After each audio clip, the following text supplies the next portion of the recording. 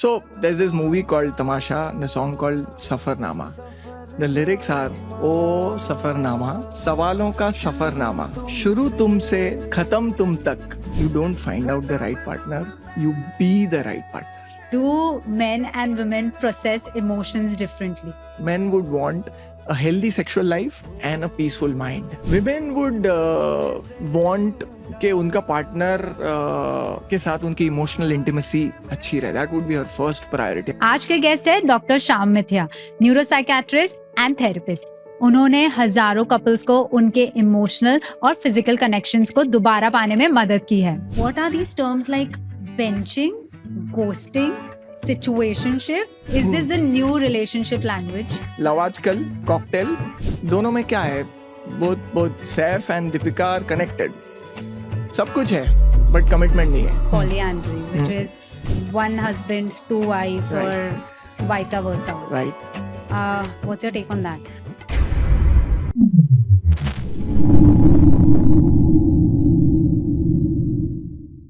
Hello everyone, I am Zahra Jani and welcome to Zahra Jani Show. यहाँ बातें simple है but सोचने वाली.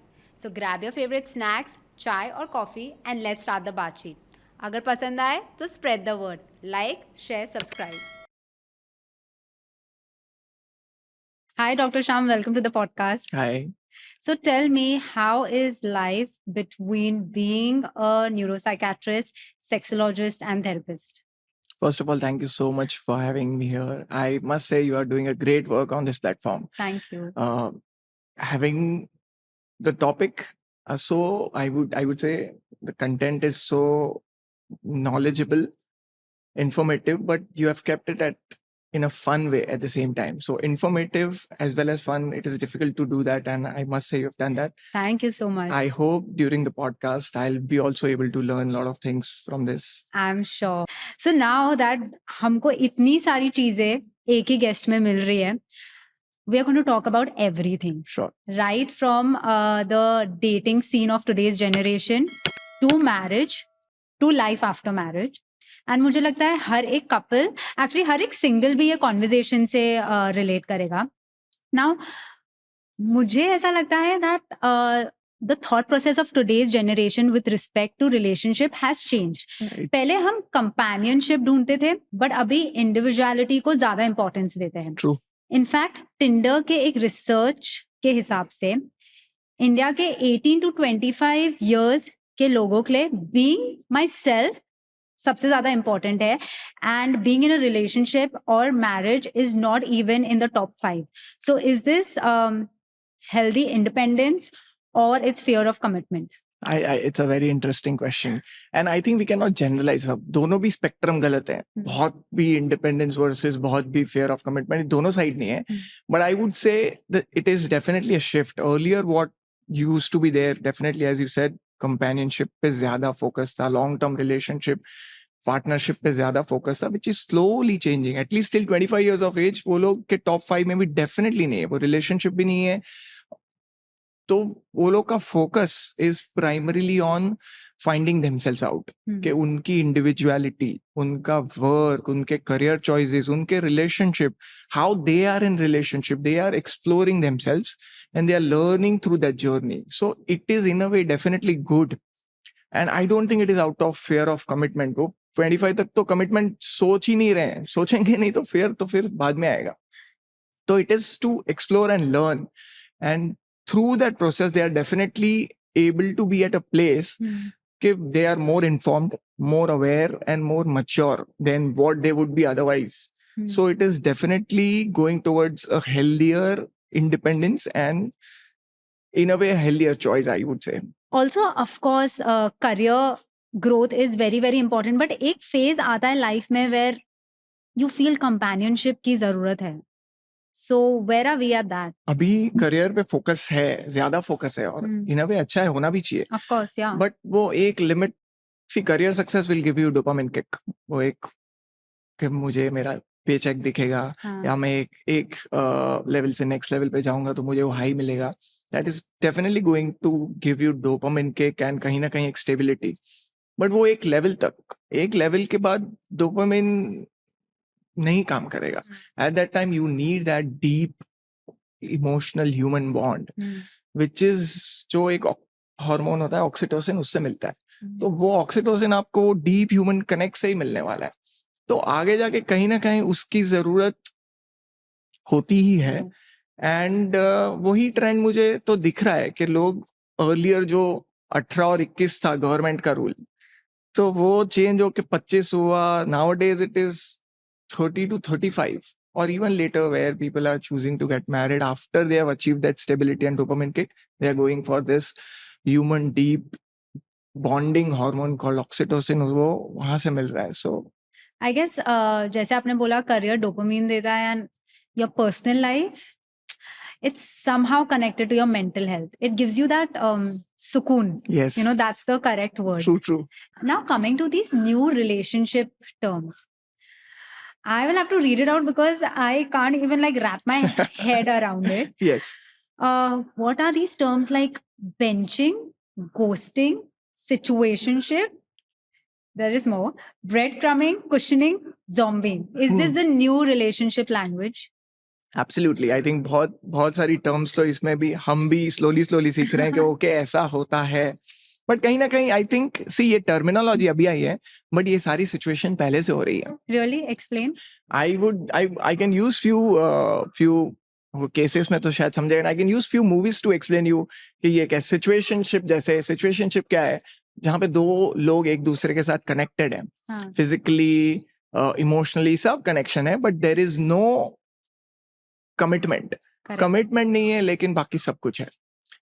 आई थिंक इम्तियाज अली जी ने बहुत अच्छे से एक्सप्लेन किया है. उनकी सारी movies would be about relationship and having different nuances of relationship. जब which was that movie, cocktail, love Aaj Kal, cocktail, दोनों में क्या है, both Saif and Deepika are connected. सब कुछ है बट कमिटमेंट नहीं है. और कमिटमेंट नहीं है, फिर ब्रेकअप हो जाता है, एंड फिर eventually. So initial phase, and these are the complications in situationship where it begins with no commitment, but बाकी सब कुछ है. Emotional bond है, physical intimacy है, time spend कर रहे हैं, care कर रहे हैं, सब कुछ है, लेकिन label नहीं है. And जब तक label नहीं होगा ना, फिर confusion होता है. दोनों में से एक partner को attachment हो सकता है, दूसरे को नहीं हो सकता है. एक को हो जाएगा तो complication which happened in Cocktail. Deepika got attached and Saif did not have that attachment. तो ये सब पहले से है. Maybe terminology शायद अभी आ रही है. So that was situationship. You can okay, so you can pick and choose benching, ghosting, breadcrumbing, cushioning, zombieing. Okay, ghosting.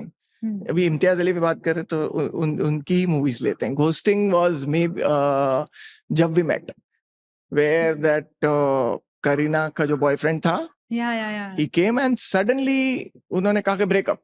अभी तुम अपने सपनों में रह रहे हो, ऐसा नहीं होता है, and he suddenly disappears. So ghosting is a phenomenon where your partner is suddenly gone.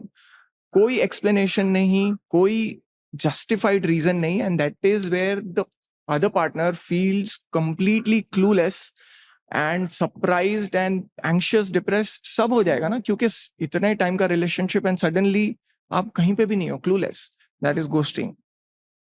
उसी का सेकेंड पार्ट है zombing. अगेन जब वी मेट में वो जब वापस आ जाता है, वो करीना का जो बॉयफ्रेंड था वो वापस आ जाता है, एंड ही इज एक्सपेक्टिंग कि सब कुछ पहले जैसा हो जाना चाहिए. सब पहले जैसा हो जाएगा, अभी हम शादी करेंगे, सब सही है, कोई कुछ प्रॉब्लम ही नहीं है. बट ऐसा नहीं है. जो 6 months 9 months whatever period was there in the movie, वो उतने टाइम के लिए आपने उनको गोस्ट कर दिया है. That person is going through anxiety, depression, सब हो रहा है उनको, एंड सडनली आप वापस आ रहे हो एंड आप कह रहे हो कि अभी मैं सब फिक्स कर दूंगा. This is the line they have used. I'll fix everything. Sab sahi. So that is suddenly appearing and zombing, where, of course, the person who was ghosted would have gone through multiple emotions which can be detrimental for their mental health. And zombing is also detrimental. So that is zombing.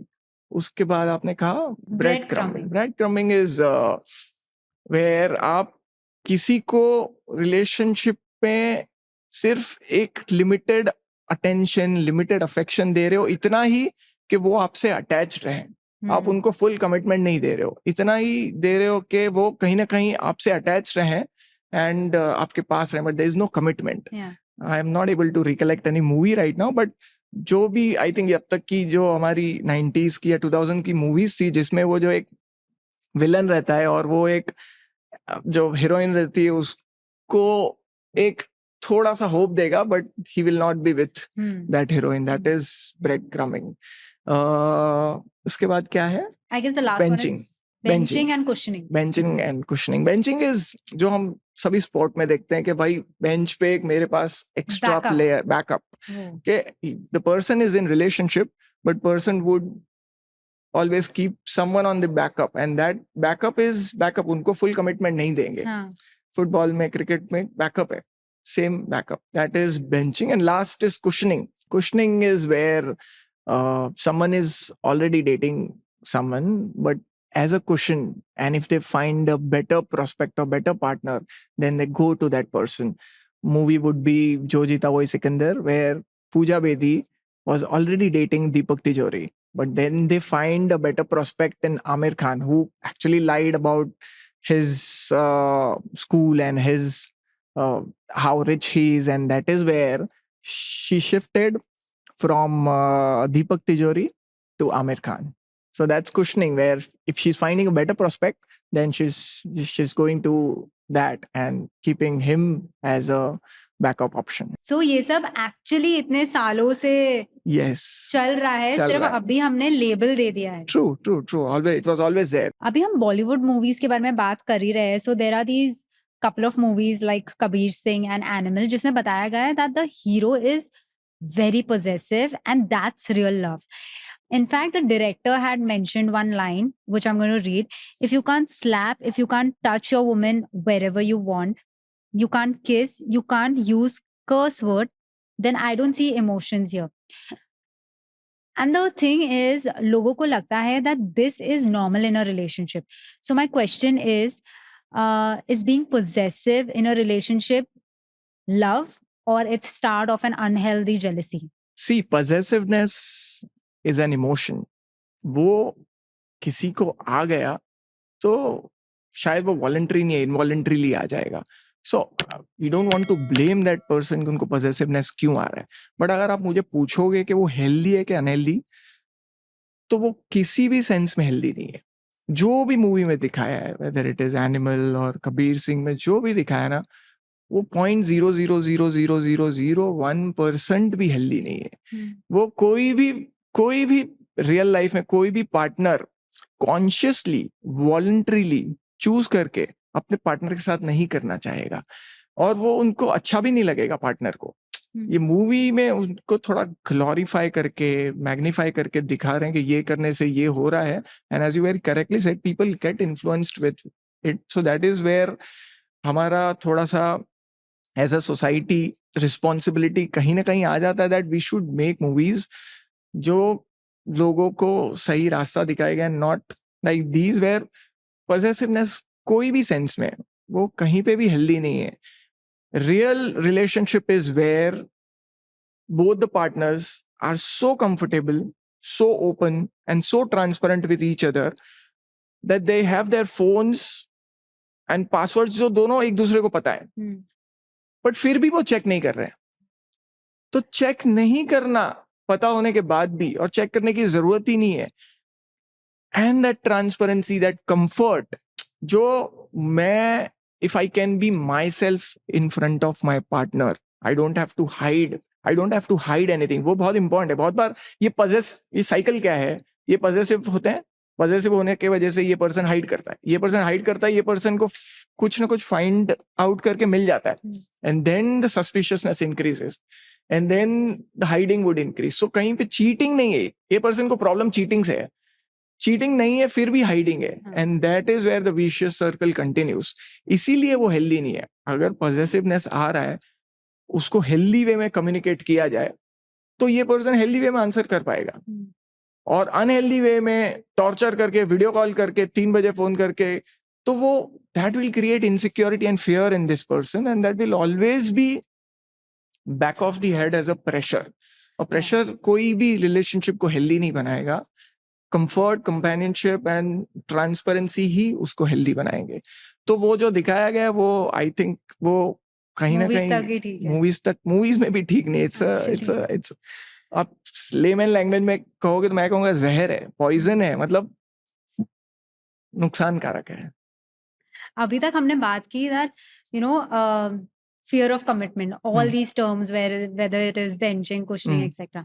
So now the most important question, what is the secret formula for a long relationship? I think आप जो एक secret पूछ रहे हो, तो मैं कहूँगा कि 15 साल की मेरी प्रैक्टिस और मैंने जो अपने टीचर से सीखे उनकी 50 साल की प्रैक्टिस और टेक्स्ट बुक में जितना भी पढ़ा है वो सब का मिल के मैं आपको ये आंसर देना चाहूँगा। बहुत ही इम्पोर्टेंट आंसर है, मेरी लाइफ का सबसे इम्पोर्टेंट आंसर है कि secret of relationship, the answer is secret recipe and secret ingredient for a beautiful relationship is there is no secret. It is like, I'm sure you're going to explain that. And yes, so I am to an extent influenced through movies and the learning through that. So I don't know if you have seen that movie called Kung Fu Panda. Absolutely. Yes, उसमें जो dragon warrior था, that dragon warrior was searching a dragon scroll, जो अगर वो dragon scroll देख लेगा तो वो dragon warrior बन जाएगा, उसको सारी शक्ति मिल जाएगी and then he will be able to save the city from Tai Lung. तो वो भाग रहे हैं, eventually जब dragon scroll मिल जाता है और देखते हैं तो शॉक हो जाते हैं कि उसमें कुछ था ही नहीं. So there is never a secret recipe for any success. आपका प्रोफेशनल सक्सेस बोलो, रिलेशनशिप बोलिए, सोशल वेलबींग बोलिए, किसी के लिए भी सीक्रेट नहीं है. लेकिन आप मुझे पूछेंगे कि हेल्दी चीज क्या है एक सक्सेसफुल रिलेशनशिप के लिए, तो पार्टनर ऐसा होना चाहिए जिसके सामने I can be my self. So first, you are so comfortable with your partner that you can be yourself. Second, you feel good enough कि आपको पार्टनर के साथ ये नहीं लगना चाहिए कि आई एम टू लेस और आई एम टू लाउड. ये दोनों फीलिंग नहीं आ रही है. उनके साथ आपको फीलिंग आती है कि आई एम गुड इनफ. तीसरा है कि पार्टनर के साथ आप ग्रो करते हैं.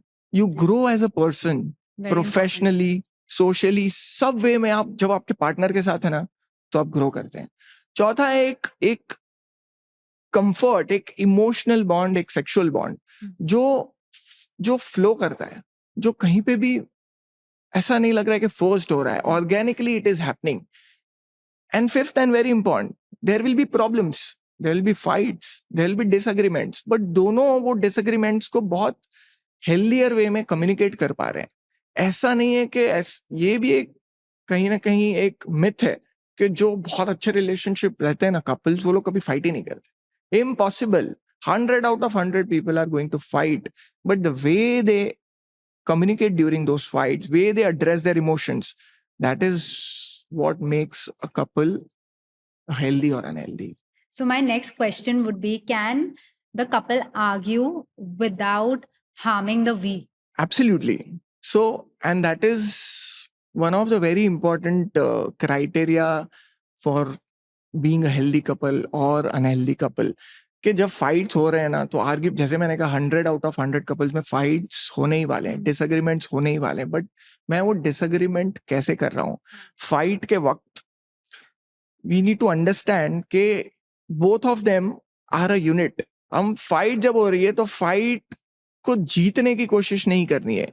फाइट में सामने वाले के इमोशन समझने की जरूरत है, सामने वाले का पॉइंट ऑफ व्यू समझने की जरूरत है, एंड उसको एक्नॉलेज एंड वैलिडेट करने की जरूरत है कि ओके ये आपका इमोशन है, मैं ये समझ सक रहा हूँ, मैं आपसे अग्री नहीं कर रहा हूँ, but still I acknowledge your feeling कि आप ये फील कर रहे हो. So number 1, hearing your partner out. Number 2, validating the feeling. Number 3, fight ज्यादा हो रही है तो pause, cool off time. Number 4, एक सक्सेसफुल पार्टनर वही है जो फाइट हार के रिलेशनशिप जीत जाता है. Wow. तो अगेन इंडियन मूवीज, हार के जीतने वाले को बाजीगर कहते हैं. बाजीगर कहते हैं. You are losing in a fight, but you understand you are losing to a partner जो खुश रहेगा तो ही मैं खुश रहूंगा. वो फाइट जीत के मैं खुश नहीं हो जाऊंगा अगर मेरा पार्टनर सैड है तो winning a fight is again a myth. जब तक आपका पार्टनर खुश नहीं, आप खुश नहीं रह ही नहीं सकते. So understanding partners emotion, validating, acknowledging and communicating your point and disagreeing. ये सब इसी के पार्ट हैं और ये सब healthy relationship में, healthy fights में required is they use words as I feel. They don't use words as you are always. So you and I से ज़्यादा हम we use करेंगे ना कि we are doing this, तो वो कभी भी. But in relationship में there's always a confusion. Like I can talk for most of the couples. Generally, men feel, अरे you're thinking so much, overthinking हो रहा है, and the women, she feels that तुम्हें फर्क ही नहीं पड़ता. Right. You know, so do men and women process emotions differently? Very relatable question क्योंकि मैं भी कहीं ना कहीं married हूँ. I have a wife and I through my journey I've seen over the years through my clients, through my studies, जो एक आदमी रहता है उनका ब्रेन अलग है, जो एक विमेन है उनका ब्रेन अलग है. Man are mostly analytical. वो उनको कोई भी एक सिचुएशन दोगे they will try to find logic and they will try to find solution. Women situation है they will have emotions about it. क्या हो रहा है, क्यों हो रहा है, कैसे हो रहा है. मैन को पहले से सिखाया गया है बचपन से कि ज्यादा इमोशन दिखाने के नहीं, अरे लड़की है क्या, रो क्या रहा है. So गलत है, not right. But this is what they have been trained. Women whereas been always been trained to express and emotionally be more mature, and that is why women are more mature than men emotionally. तो situation common situation दे दूंगा. शादी हुई है, mother-in-law and wife का problem हुआ. Wife आके आपसे express कर रही है कि mother-in-law ने ये कह दिया, ये कह दिया, ये कह दिया. आपको क्या करना है? चुप रहना है.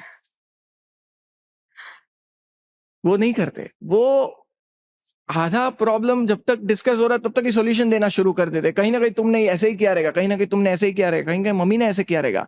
She doesn't want solution. और द फेमस लाइन इज उनका ये मतलब नहीं था. हाँ, उनका ये मतलब नहीं था.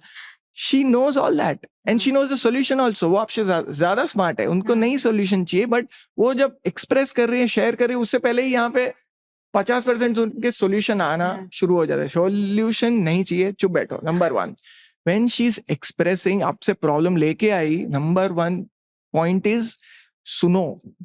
Hear her out completely. That's first point. Second point, उनकी जो फीलिंग्स हैं उसको अक्नॉलेज करो कि पॉइंट राइट है या रॉन्ग है, वो उस पे हम आएंगे.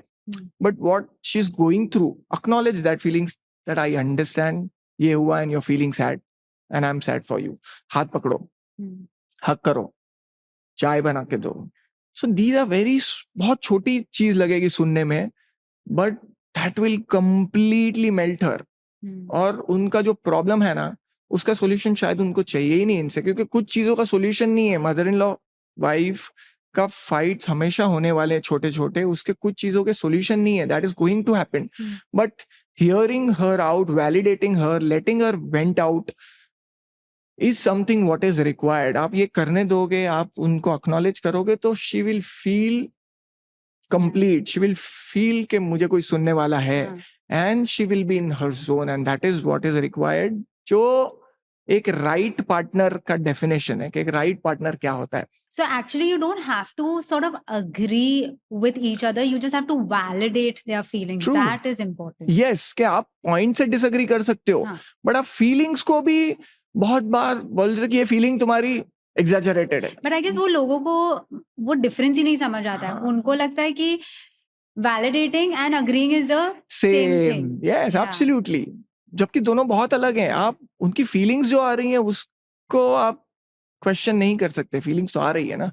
फीलिंग्स को ज्यादा हेल्दियर बनाने के रास्ते में हम लेके जा सकते हैं स्लोली, बट उसको क्वेश्चन नहीं कर सकते, which is what they do. And disagreement तो हो सकती है. Disagreement is common, normal. So now men and women के emotions different है, so expectations भी अलग ही होते होंगे. Tell me, what does a man expect from a relationship? हर एक इंडिविजुअल के, मैन और विमेन, सबके बहुत सारे एक्सपेक्टेशन होते हैं.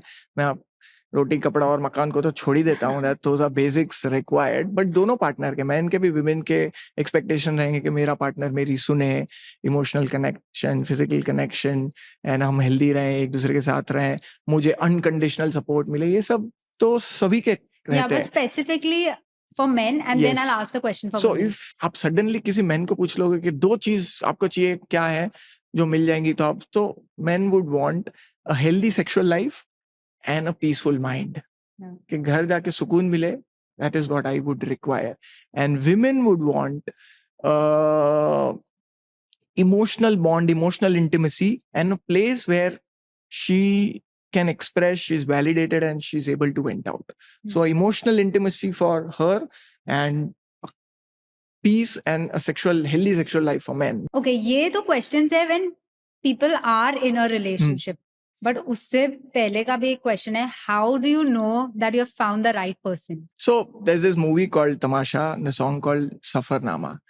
The lyrics are, ओ सफरनामा, सवालों का सफरनामा, शुरू तुमसे खत्म तुम तक, जवाबों का सफरनामा, मेरी ओर से बड़ा तेरी ओर को कदम.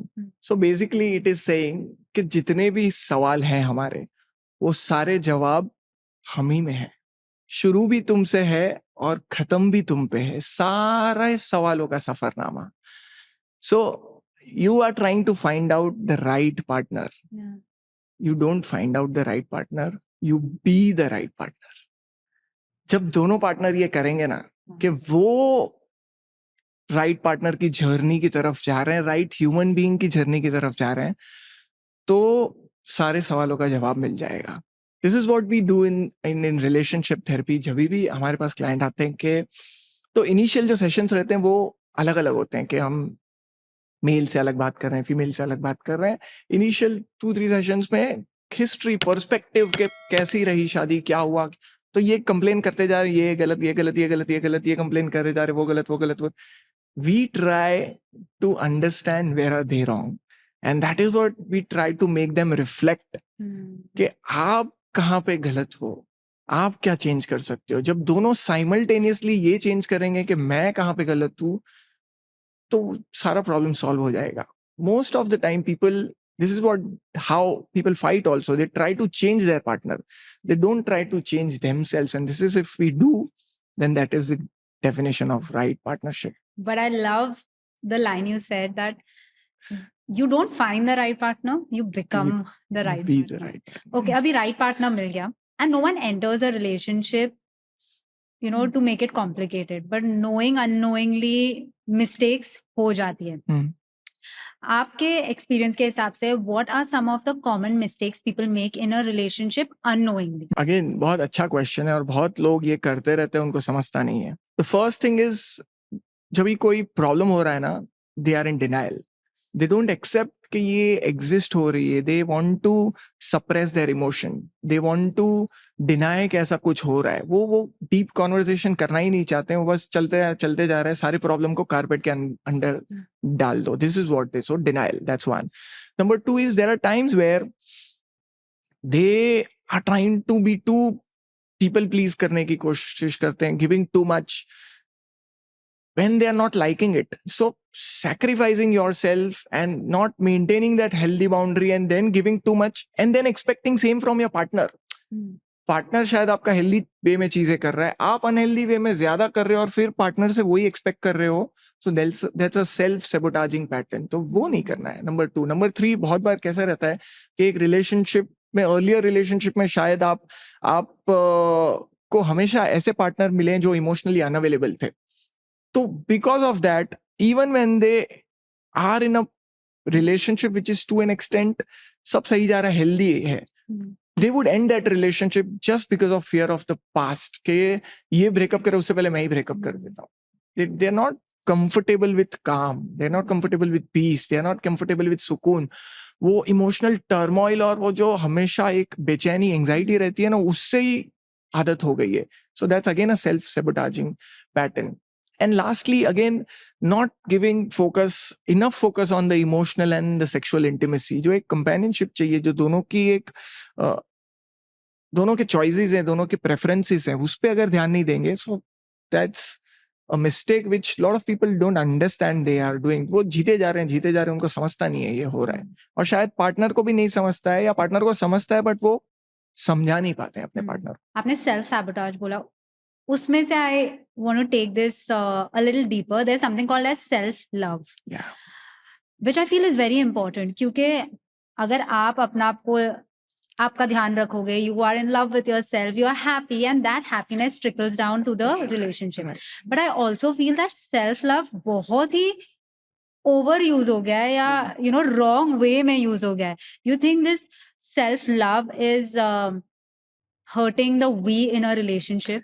आई थिंक हर कोई भी चीज, दुनिया की कोई भी चीज जब तक एक आप प्रपोर्शन में कर रहे हैं, बैलेंस में कर रहे हैं, तो हमेशा हेल्दी रहेगी. कोई भी चीज एक्सेस में करोगे तो वो अनहेल्दी होने वाली, चाहे वो प्यार हो, चाहे वो कोई भी चीज हो दुनिया की, खाना हो. If you are going beyond a limit, then that is always be unhealthy. जैसे आप कह रहे हो कि सेल्फ लव या एक मैं खुद का ध्यान रख रहा हूँ, खुद से प्यार कर रहा हूँ, one of the most important point in the relationship and highly underrated. बहुत सारे लोगों को ये लगता है कि रिलेशनशिप में मैं जितना सैक्रिफाइस करूंगा ना तो मैं सही. नहीं, आपके पार्टनर ने बोला ही नहीं आपको सैक्रिफाइस करने. आपको लग रहा है कि मैं सैक्रिफाइस करूंगा और फिर पार्टनर भी मेरे लिए सैक्रिफाइस करेगा. दोनों को ही नहीं करना है. आप self love is you are taking care of your self. आपकी फिजिकल हेल्थ, आपकी मेंटल हेल्थ, आपकी सेक्सुअल हेल्थ. आप सुबह उठ रहे हो, खुद के लिए जिम जा रहे हो, मेडिटेट कर रहे हो, अच्छा खाना खुद के लिए चूज कर रहे हो, पार्टनर को नहीं खाना है तो भी काम पे ध्यान दे रहे हो, घर पे आके अच्छे से time. Then if you have done so much good for yourself, you are in that great space, then you will be a better partner. आपको फिर घर पे आके जो टाइम स्पेंड करोगे पार्टनर के साथ, you will be always in a better physical and mental space. But this self love को टाइम नहीं लगता है to get transferred into me first. Right. So balance तो करना ही है. There is a fine line between doing things for yourself and doing things only for yourself.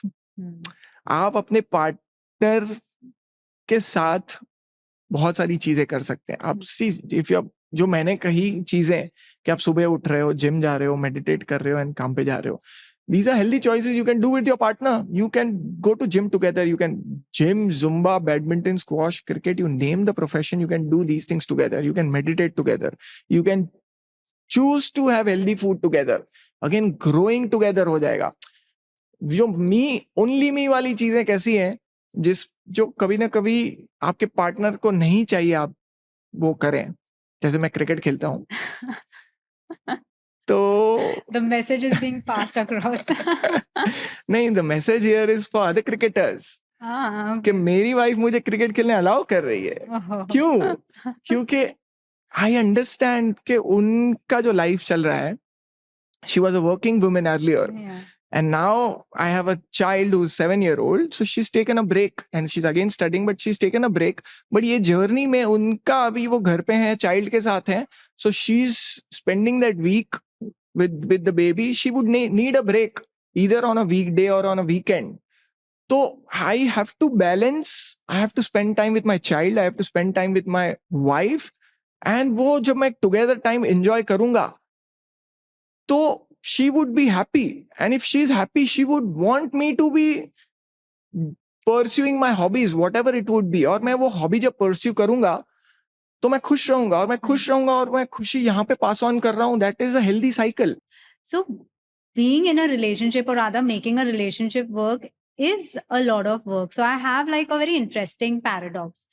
Do you think nowadays we struggle more to stay in love rather than finding love?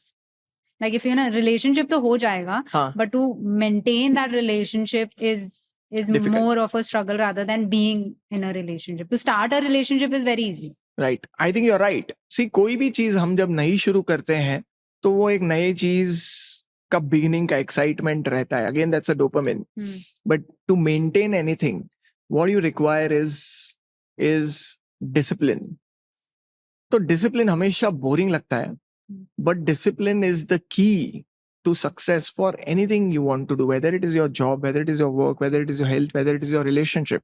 आप ऐसी चीजें choose कर रहे हो एक दूसरे के साथ जो हेल्दी हैं, तो कभी कभार वो बोरिंग होगी.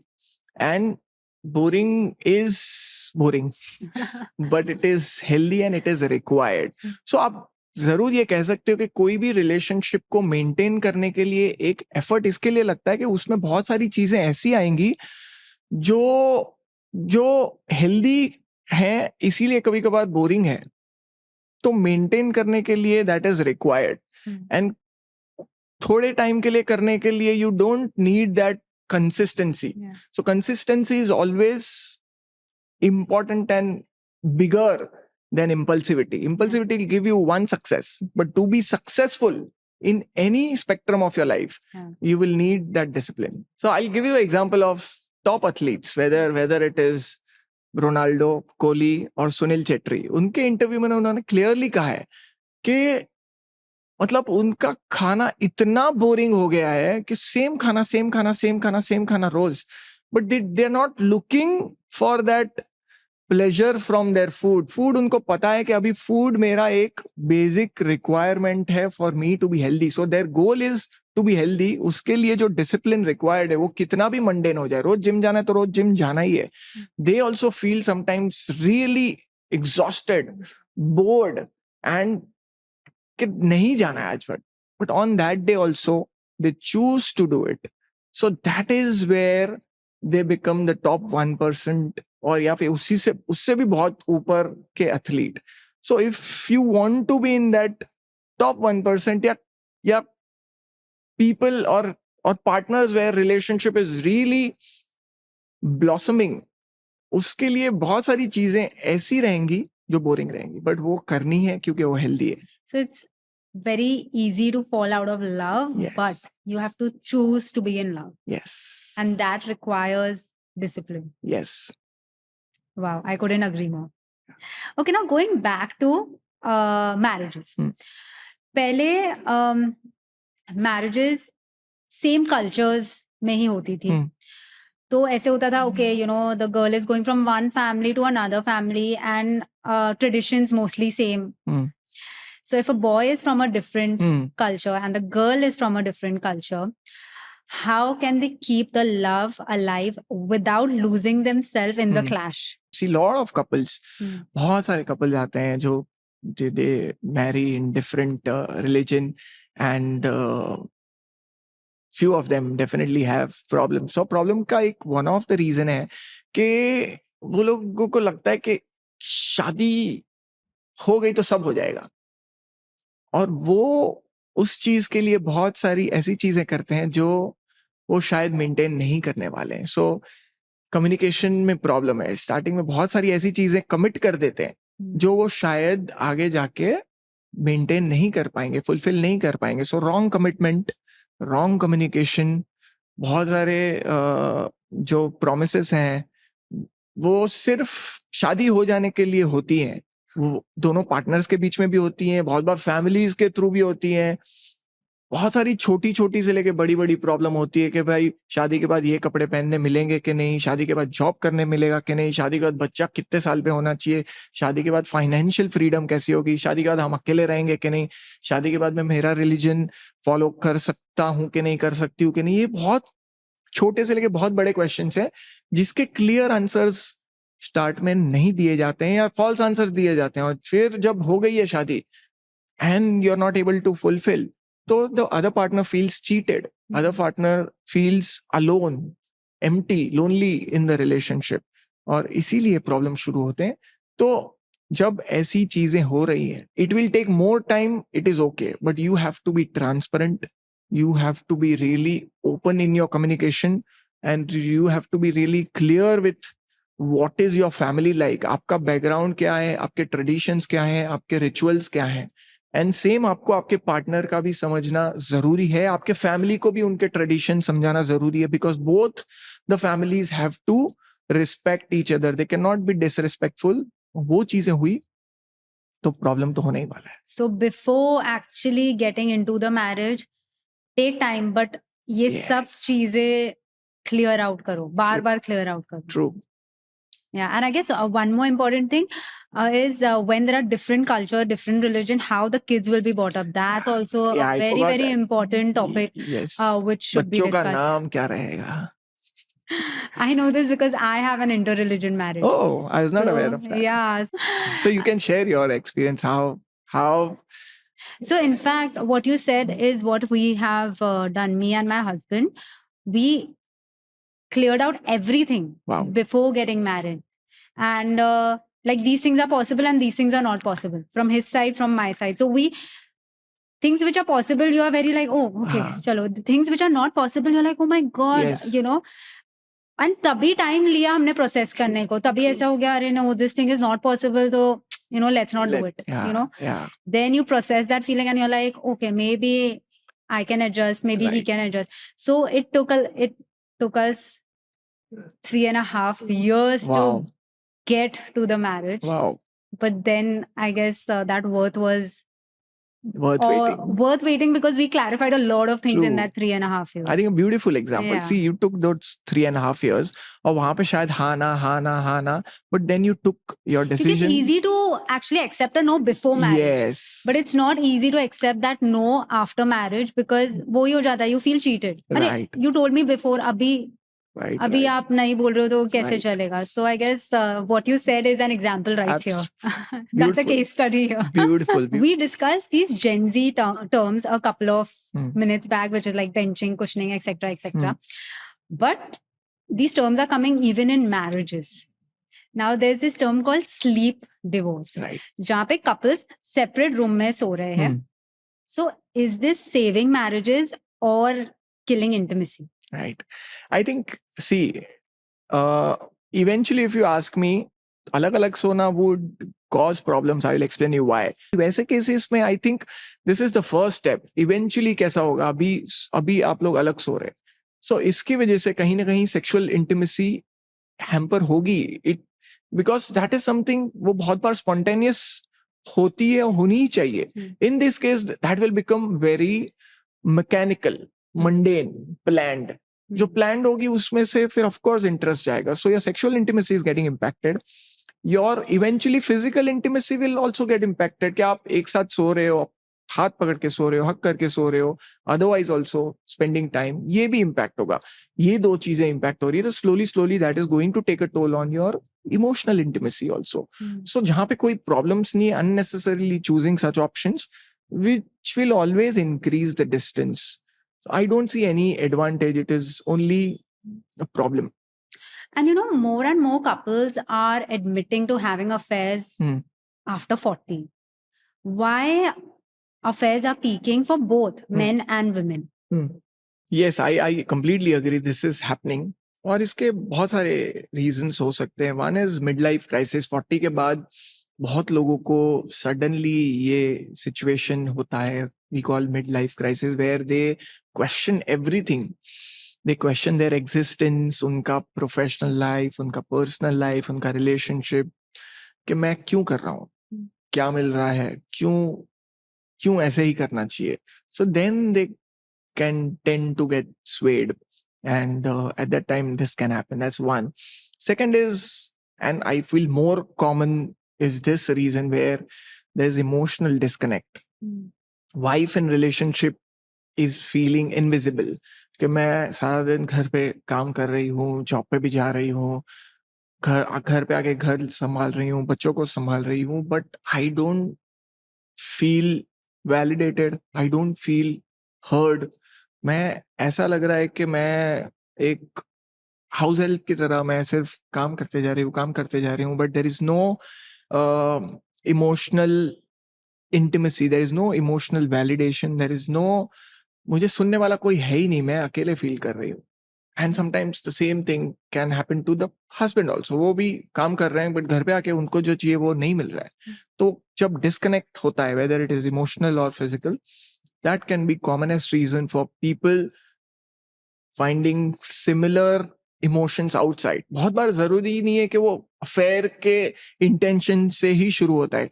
जो अटेंशन यहाँ पे नहीं मिला, कभी एक थोड़ा सा भी बाहर से मिल गया, they like it. They would want more. कि मैं और एक बार बात करूं. फिर वो कब और एक बार would turn into emotional dependence, eventually in emotional intimacy, and eventually physical intimacy. So there are people who don't intentionally go in those situations to have affair, but they end up in getting into that affair. But do you think midlife crisis is a good enough reason to have affair, or if you are having problems in a relationship, does that give you the right to have an affair? See, if you ask me, there is no reason in this world which is justified to have an affair. But मैं आपको ये कह रहा हूँ कि clinic पे हम जब केसेस देखते हैं तो हम जब पीछे की हिस्ट्री में जाते हैं तो ये रीजन हमको मिलते हैं. कोई भी रीजन जस्टिफाइड नहीं है कि आप अपने पार्टनर को चीट करके आप दूसरे अफेयर में जाओ. You would not like it if your partner will do it to you. अगर कोई प्रॉब्लम है तो आप कम्युनिकेट करो, एक्सप्रेस करो, बात करो. You go to a mental health therapist, try to understand yourself, reflect your emotions, introspect करो, and partner से भी relationship counseling करो. सब फिक्स हो सकता है. काम करने की जरूरत है, which people don't choose. मैं कह रहा हूँ वो sway हो जाते हैं.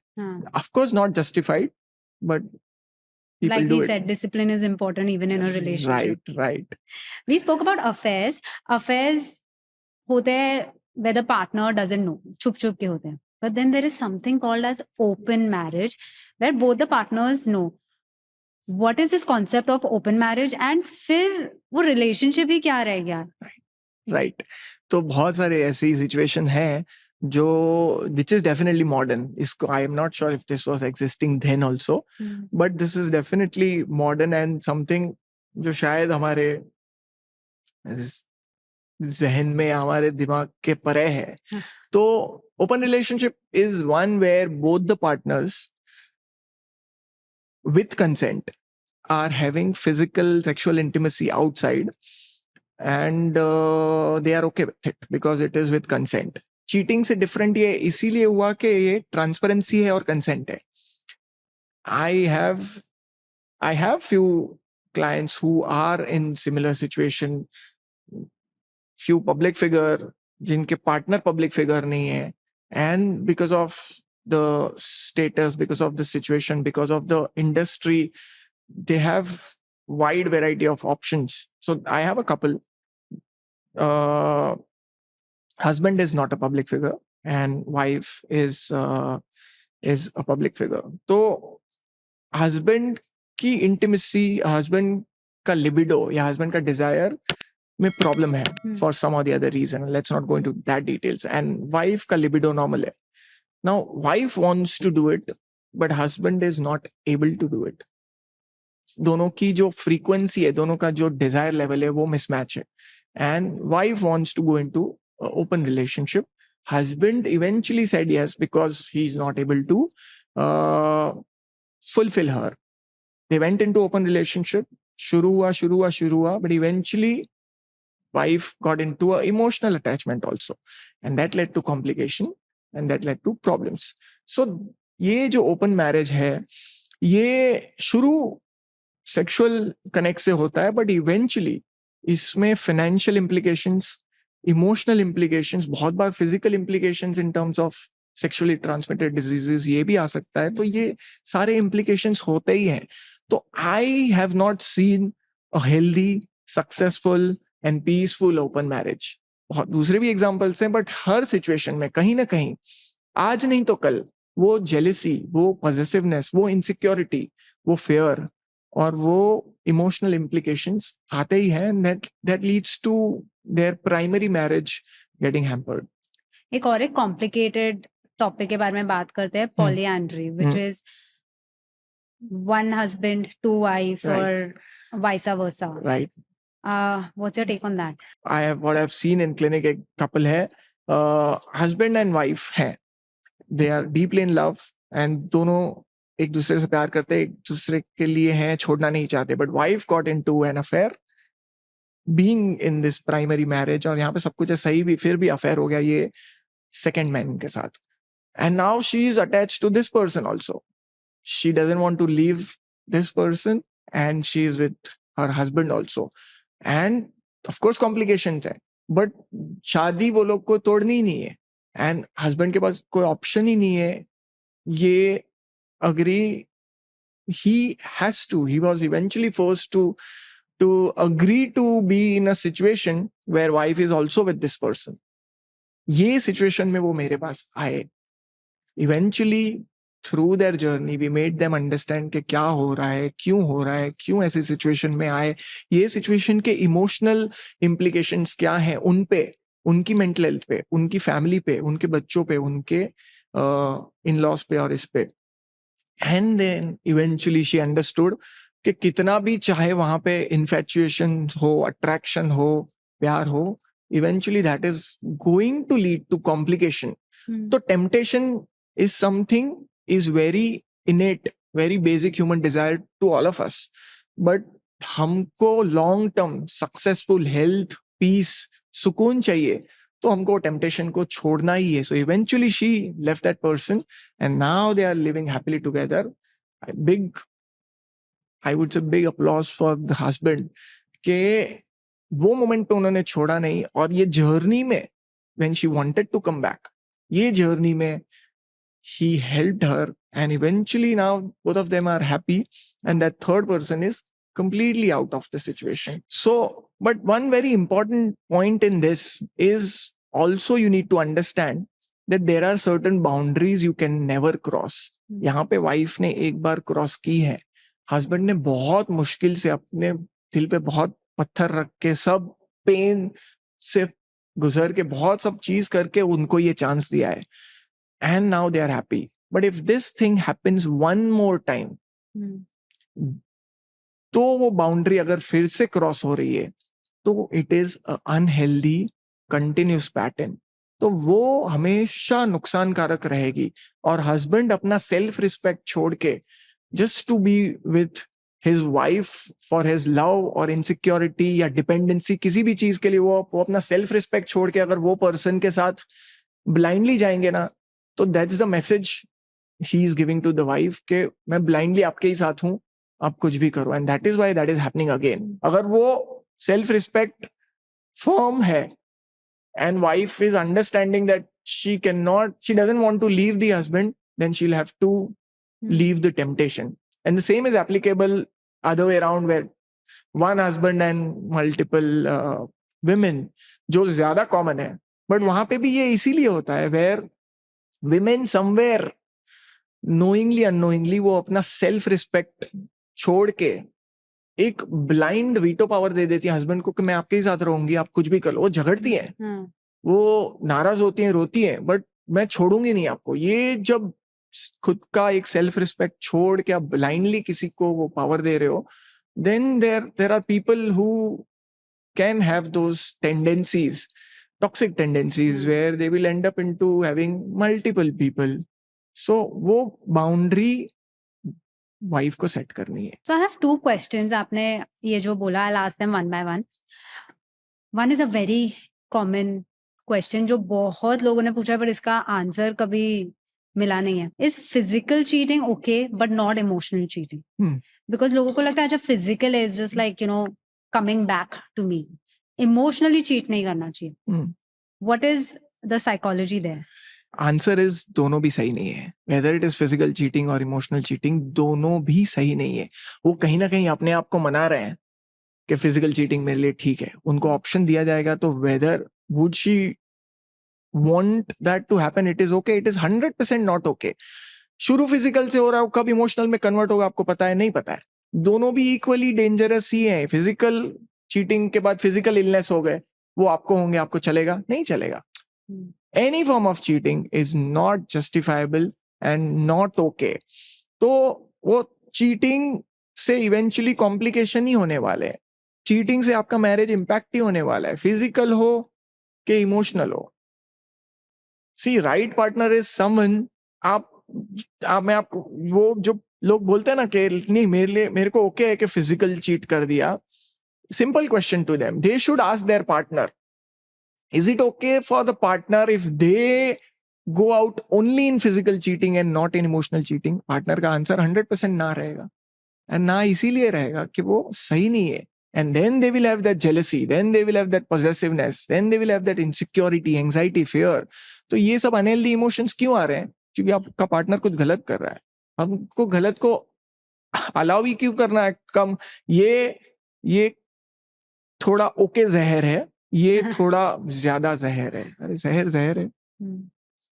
So actually like हम मॉडर्न रिलेशनशिप्स को एक्सेप्ट कर सकते, we are not judgmental, but at the end of it उसी पे जाते हैं ना कि ये लॉन्ग टर्म में it's going to give us mental health issues and trauma, so that's why keep the relationships simple. Okay, and मेरा second question था, हमने आज की जनरेशन की बात की जिसका रिलेशनशिप के टुवर्ड्स थ्रेशोल्ड बहुत कम है कि कुछ भी हुआ let's separate, but then there is a generation that sticks to the marriage even if they are in a bad marriage, struggle करेंगे, बट नहीं, शादी तो शादी है, we can't have a divorce, right? So what do you have to say about that? I think दोनों भी extreme में गलती है. जो ये जनरेशन आपने कहा कि थोड़ा भी हो गया तो थ्रेशोल्ड इतना कम है कि तुरंत अलग हो जाएंगे, ये भी गलत है. एंड जो दूसरा स्पेक्ट्रम है कि कुछ भी हो जाए शादी में लेकिन मैं तो डिवोर्स तो हम करेंगे ही नहीं, ये भी गलत है. ये जो जनरेशन है जिनका थ्रेशोल्ड कम है, उनका थ्रेशोल्ड इसके लिए कम है कि उनको कहीं ना कहीं वही कंडीशनिंग मिली है कि रिलेशनशिप हुआ खत्म हो गया, रिलेशनशिप हुआ खत्म हो गया, सो शादी को भी वो लोग वैसे ही देख रहे हैं. सो वो इसीलिए वो थ्रेशोल्ड वैसा हुआ है उनमें, नंबर वन. एंड जो ये जनरेशन है, ये कितना भी कुछ हो गया हम शादी इसके लिए नहीं, शादी छोड़ेंगे ही नहीं, वो इसलिए है कि known devil is better than unknown devil. उनको फेयर है कि अभी जाके इतने साल के बाद जाके अगर मैंने डिवोर्स लिया तो मेरा फाइनेंशियल फ्रीडम क्या है, मेरा सोसाइटी में नाम कैसा हो जाएगा, मेरी फिर से शादी होगी कि नहीं होगी, मैं अकेलेपन के साथ कैसे मैं जिंदा रहूंगा या रहूंगी. जो अननोन फियर है ना, दे फील वो बहुत बड़ा है रादर टू, इससे ये जो नोन डेविल है जो मुझे चीट कर रहा है, जो मुझे मार रही है, जो मुझे इमोशनली टॉर्चर कर रहे हैं, टॉक्सिक ट्रेट्स हैं, वो सहते जाएंगे उसको because they are scared of that. तो होने का रीजन है, उनको आप वो सब रीजंस का आंसर दो तो आज के आज छोड़ देंगे. What are some of the things which a person goes through in a toxic relationship, or which implies that that person is lonely in a marriage? See, loneliness in marriage is something which is again बहुत शादियों में होता है, लेकिन लोगों को समझता ही नहीं है, या समझ रहा है लेकिन वो उस पर काम ही नहीं कर रहे हैं. कॉमन चीजें क्या हो रही है, एक पार्टनर फील्स के सब कुछ वही कर रहा है और दूसरा पार्टनर है ही नहीं, सब वही करते जा रहा है, दूसरा पार्टनर है नहीं. Second, they feel the physical intimacy is there but it is mechanical. जो अपने पार्टनर के साथ इतने डीप सेक्सुअल बॉन्ड में है, still they feel zero involvement and zero pleasure during the intimacy.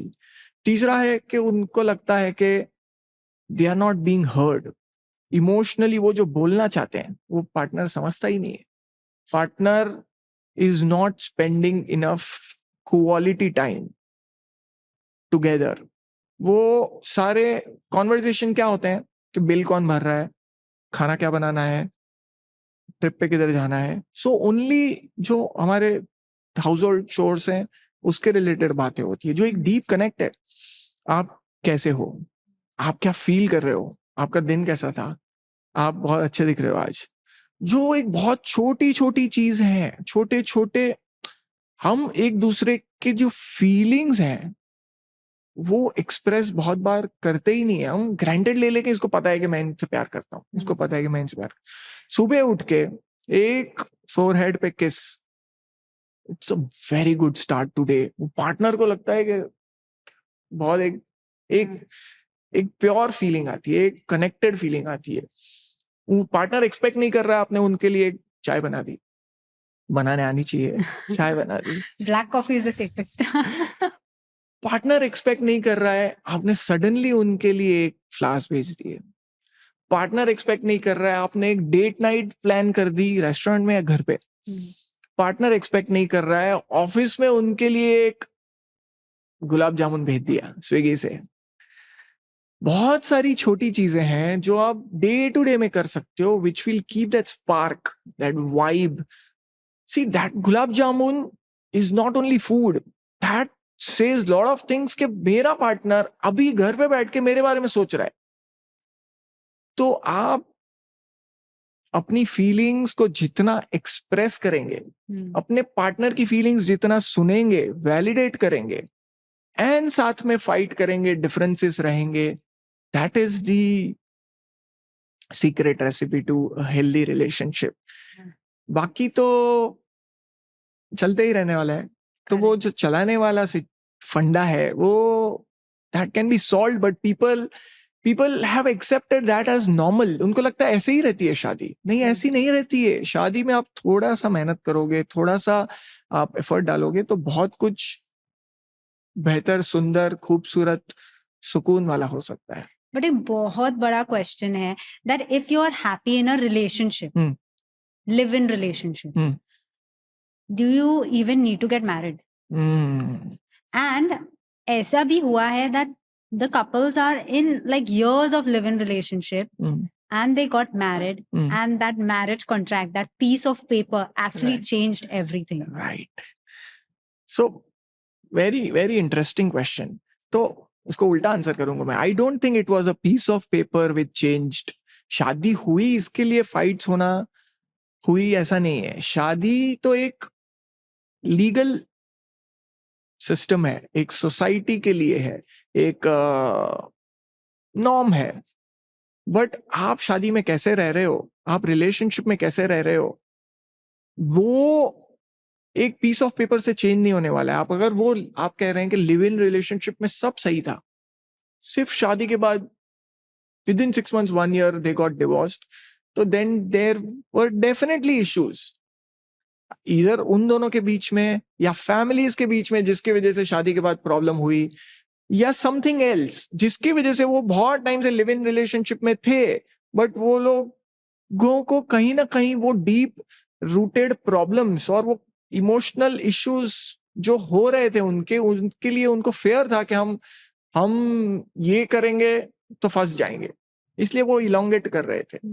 बाकी जो अदर कपल्स हैं, they would, if they are going fine, 6 months 1 year 2 year 3 year, they would choose to get married and they'll live happily in marriage. So दो question थे आपके piece of paper की वजह से problem. I don't think problem हमेशा से थे, वो तभी एड्रेस नहीं कर रहे थे, तभी दोनों अपनी लाइफ में इतने बिजी थे और साथ में ऐसा टाइम स्पेंड कर रहे थे और एक शायद अनसेड एक्सपेक्टेशन नहीं थे जो शादी के बाद आ गए. शादी के बाद एक फेज आता है which is called the honeymoon phase. Why is honeymoon phase so different from the rest of the marriage?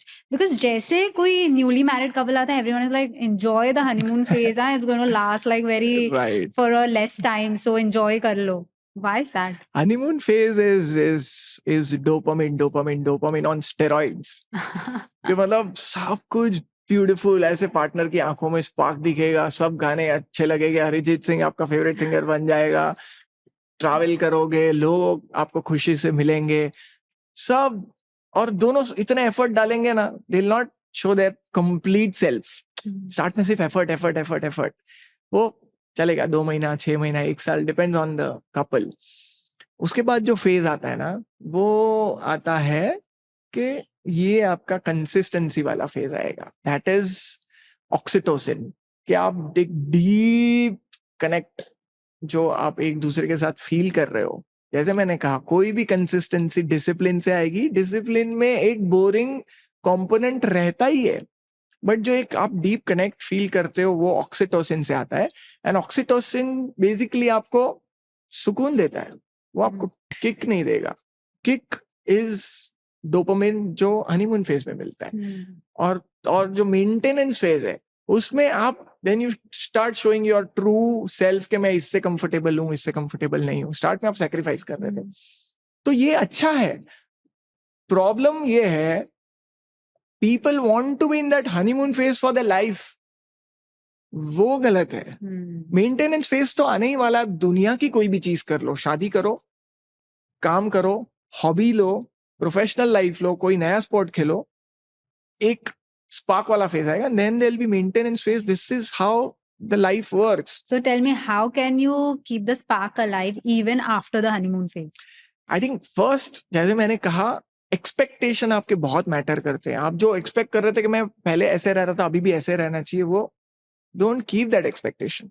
Your expectation should be this is a maintenance phase. पहले वो जो था वो, this would be different, but this is new normal. And in this new normal, I can do certain things कि मेरा रोज का routine है, काम पे जाना है, बच्चे हैं. Then you add certain things, जैसे मैंने कहा था, एक अनप्लान डेट नाइट हो गया, अनप्लान ट्रिप हो गया, अनप्लान केक भेज दिया, unplanned you have arranged spa for your partner, आपने बच्चों के लिए कुछ ऐसी चीज कर ली जो एक्सपेक्ट ही नहीं कर रहे थे. So adding lot of novelty, small small, बहुत. जैसे मैंने गुलाब जामुन भेजना कोई बड़ी चीज नहीं है, लेकिन वो भेजने पे आपके पार्टनर का जो एक्सप्रेशन और मूड रहेगा ना, बिलीव मी, आप वो नहीं इमेजिन कर सकते हो. वो इतनी छोटी चीज कितना ज्यादा इम्पैक्ट करेगी उनकी लाइफ में, वो मैटर करता है.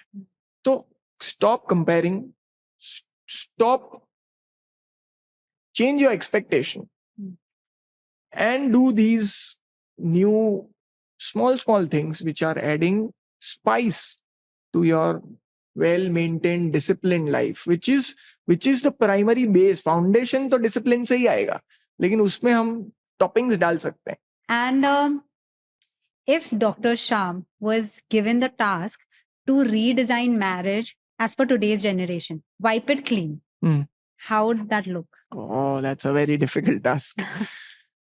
सबसे पहले तो मैं एक दिन बनाऊंगा जिसमें क्रिकेट खेलना अलाउड हो. Jokes apart, my point is same. जो मैंने कहा कि सीक्रेट रेसिपी है ही नहीं, आपका ड्रैगन वॉरियर ऑलरेडी आपके अंदर ही है. Scroll is just a mirror. आपको जो कुछ भी चाहिए वो सब कुछ आपके अंदर है.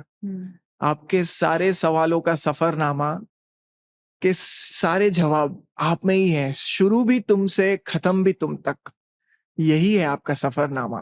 तो आपको कोई चीज को ब्यूटीफुल बनानी है, you have to be that right person. और ये अगर हम करना शुरू कर देंगे ना, then any relationship, whether it is friendship, marriage, professional life, it is going to be beautiful. Let's speak about relationship. It is going to be beautiful if I try to be the right partner. Of course, my partner also has to do that simultaneously. So both the partners doing their things, focusing on their mental health, their physical health, their food choices, their physical intimacy, their emotional health, दोनों simultaneously जब ये चीजें करेंगे ना, तो बहुत beautiful marriage रहेगा. But one thing has to be understood कि एक्सपेक्टेशन हमारे क्या है. बहुत बार सब कुछ सही चलता रहता है, लेकिन वो सोशल मीडिया के एक पोस्ट की वजह से, वो सेलिब के एक पोस्ट की वजह से, वो दूसरे कपल ने एक ट्रैवल कर दिया ये पोस्ट की वजह से, if we start feeling that our life is not sufficient और we are not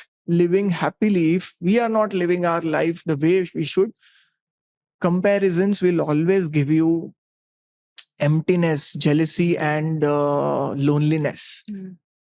Doing things together, expressing, it is not, बुरा नहीं है कि मैं भी विश करूं वो हो जाए, बट उसके लिए प्रोसेस है, जर्नी है, आप दोनों साथ में करो, आप कर पाओगे. तो communication, expression of your feelings and acknowledgement. And last and the most important is respect. Respect एक बहुत ही underrated चीज है, जो अगर डेंट आया तो बहुत डिफिकल्ट होता है रिपेयर करना.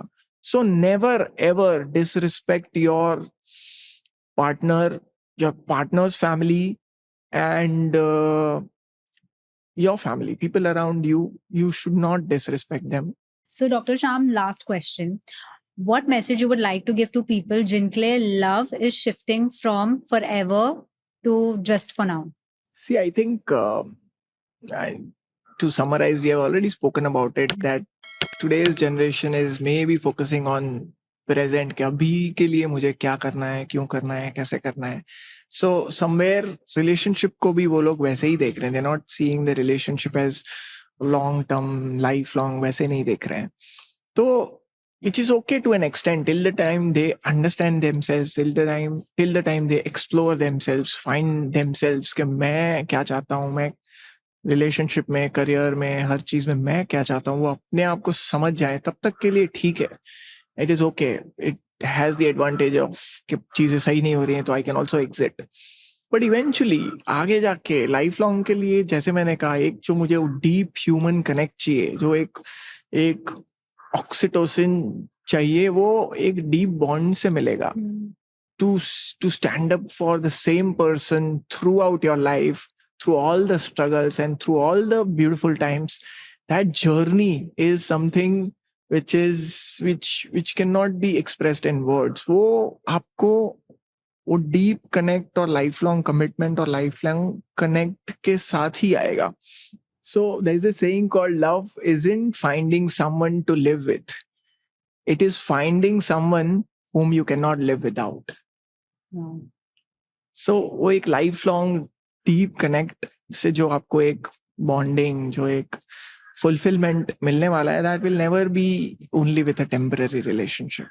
I couldn't agree more, because I belong to a generation जहाँ पे yes, career is important, but at the same time relationship is also important. I take care of him, he takes care of me, we grow together.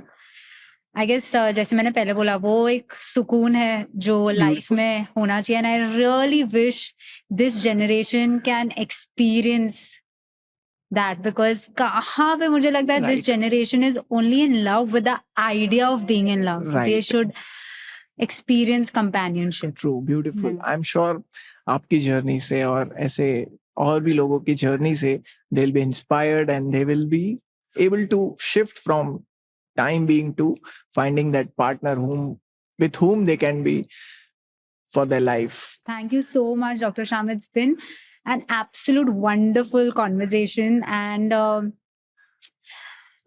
what I learned from our conversation is, exploration hona chahiye. Take your time. There should be a little balance, but then there are certain things, certain traditions which shouldn't be touched or changed. Absolutely, absolutely. The pleasure has been all mine. As I told you, I was looking forward to, and I'm so happy, so grateful that I was here, and it was a great conversation, and definitely learned a lot of things. Thank you. And we'll be in touch. Absolutely. Yes.